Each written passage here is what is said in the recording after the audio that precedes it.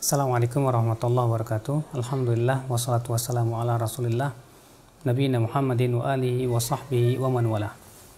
Asyhadu an la ilaha illallah wahdahu la syarikalah, asyhadu anna Muhammadan abduhu wa rasuluhu, amma ba'd.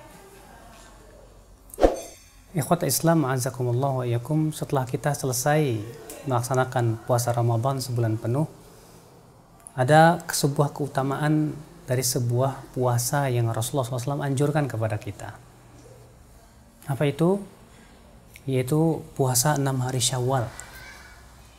Yang disebutkan dalam riwayat yang disahihkan oleh Syekh Albani dan para ulama bahwa Rasulullah SAW bersabda, "Man shoma Ramadhana," siapa yang berpuasa Ramadan, "thumma atba'ahu sittan min Syawal," kemudian diikuti oleh 6 hari Syawal, "kana," kata Rasulullah, "maka faka'annama shamad dahr," maka seakan-akan ia berpuasa setahun penuh. Masya Allah, ikhwatul Islam, azakumullah, sebuah keutamaan yang agung. Kata Rasulullah, orang yang berpuasa Ramadan kemudian diikuti oleh 6 hari Syawal, maka seakan-akan dia berpuasa setahun penuh. Namun di sana ada beberapa perkara yang hendak kita bahas, ya, yang berhubungan dengan puasa 6 hari Syawal.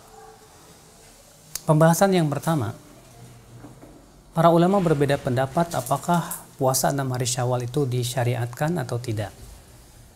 Jumhur ulama mengatakan disyariatkan, dalilnya hadis ini. Sementara Imam Malik mengatakan puasa 6 hari Syawal tidak disyariatkan, bahkan beliau mengatakan bid'ah.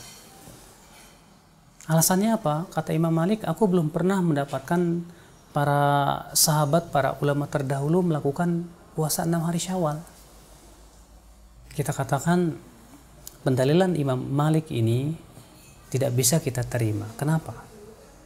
Karena pertama, puasa itu ibadah rahasia. Bisa jadi Imam Malik tidak mengetahui.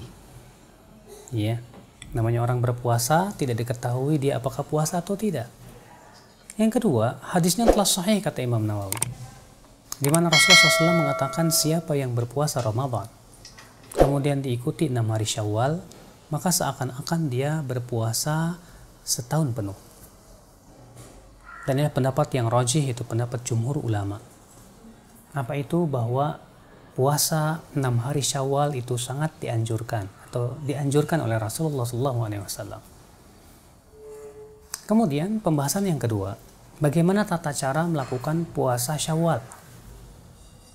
Puasa Syawal bisa dilakukan terus-menerus atau tidak terus-menerus, keduanya diperbolehkan. Kenapa demikian? Karena Nabi SAW bersabda, "Tsumma atba'ahu sittan min Syawal," kemudian diikuti oleh puasa 6 hari Syawal. Dalam hadis ini Rasulullah hanya mengatakan 6 hari. Rasulullah tidak mengatakan harus 6 hari berturut-turut. Ya, berarti boleh berturut-turut dan boleh juga tidak berturut-turut, karena hadisnya mutlak. Dan kaidah usul mengatakan bahwa dalil yang mutlak hendaknya kita bawa kepada kemutlakannya. Tidak boleh kita batasi dengan cara tertentu kecuali dengan dalil.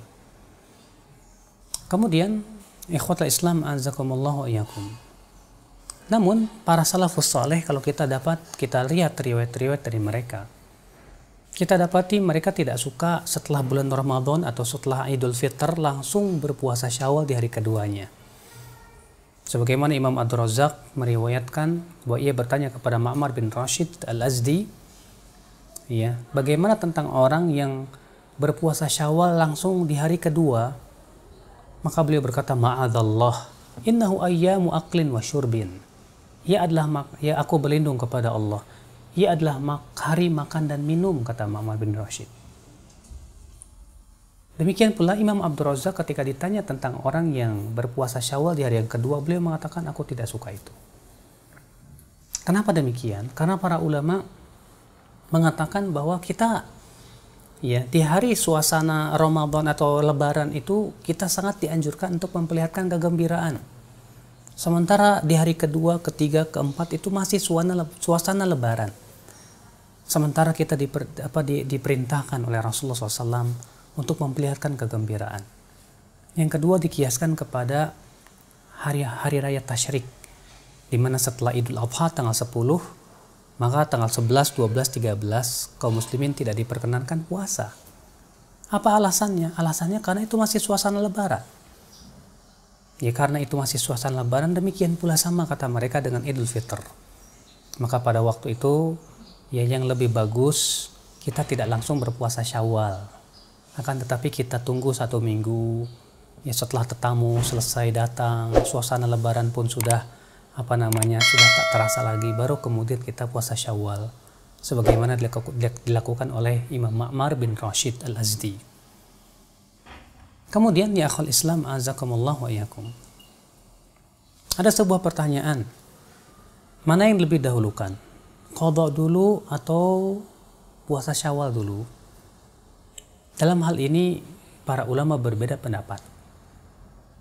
Sebagian mengatakan silahkan Syawal dulu, adapun qadha boleh dilakukan kapan saja. Berdasarkan hadis Aisyah. Kata Aisyah radhiyallahu anha apa? Aku tidak sempat untuk mengqadha puasa Ramadan kecuali di bulan Sya'ban. Kenapa? Karena sibuk untuk melayani Rasulullah SAW. Lihat Aisyah tidak sempat untuk mengqadha puasa Ramadan kecuali di bulan Sya'ban. Berarti qadha silahkan kapan saja. Sedangkan pula puasa Syawal hanya di bulan Syawal. Sebagian ulama mengatakan bahwasanya hendaklah kita qadha dulu baru puasa Syawal. Kenapa demikian? Karena qadha itu wajib. Sedangkan puasa Syawal itu sunnah. Bagaimana kita hendak membela yang sunnah kemudian kita mengakhirkan yang wajib? Tentu ini terbalik. Sementara yang wajib lebih dicintai oleh Allah daripada yang sunnah. Ya sebagaimana Rasulullah SAW juga bersabda, Allah Ta'ala berfirman, wa ma taqarraba ilayya abdi bisyai'in ahabbu ilayya mimma aftaradtu alaih.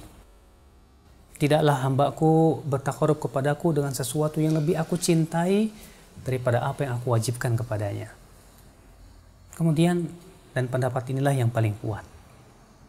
Kenapa demikian? Karena kalau kita perhatikan dalilnya, Rasulullah SAW bersabda, siapa yang berpuasa Ramadan kemudian diikuti 6 hari Syawal. Kata Syekh Utsaimin, kata-kata siapa yang berpuasa Ramadan tidak disebut berpuasa Ramadan kecuali kalau dia melakukan Ramadan secara sempurna.